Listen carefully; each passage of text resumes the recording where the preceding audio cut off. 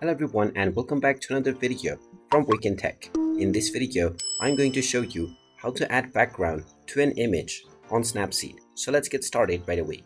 Now, first of all, in order to add background to an image, you will need to convert this image within which you wish to add background into a backgroundless image. Open up your web browser on your phone and then type in remove.bg in the address bar and press enter. You will now be taken into the background removal website.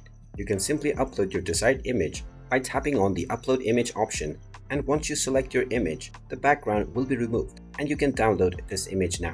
Once the file has been downloaded, you can open up the Snapseed application and tap on the plus icon. Now open up this image from which you have just removed the background and now tap on Tools. You can then scroll down and tap on Double Exposure and you will now be able to see the plus gallery icon. Go ahead and tap on this and now simply choose your desired background from your gallery. You can then adjust your opacity settings of this background, and once you are satisfied with your edit, you can tap on the export button to export your image.